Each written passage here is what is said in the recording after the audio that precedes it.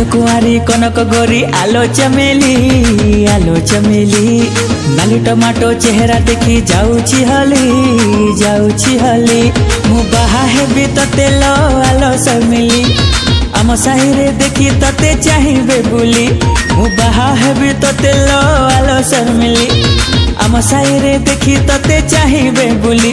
हाँ राजी है गले खाली आम साही जीवा बुली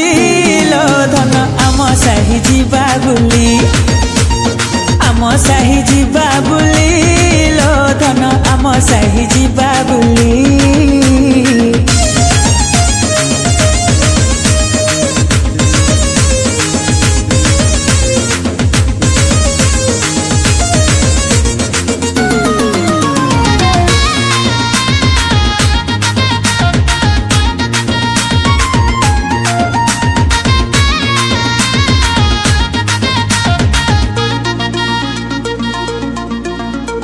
सरू कथा कुहा मो लटणी पारा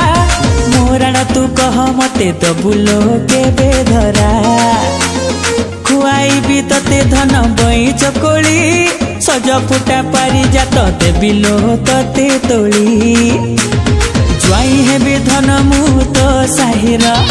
भेणे मु हेबी गेली तो भाईर खेलिबा में प्रेम होली आम साही जीवा बुली लो धन आम साही जीवा बुली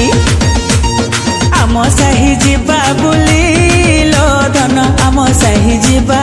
बुली बुली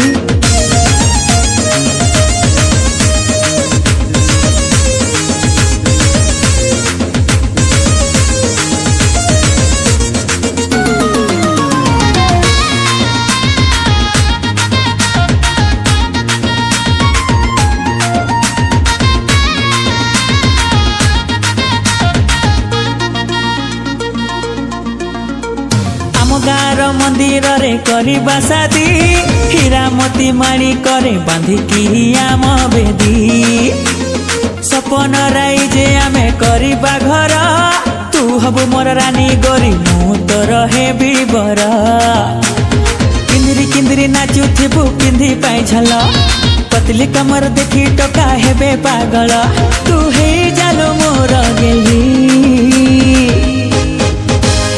आम साही जीवा बुली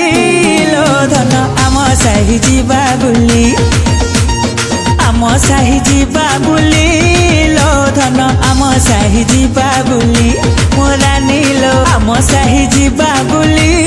लो धन आम साही जीवा बुली मोरा नी आम साही जीवा बुली।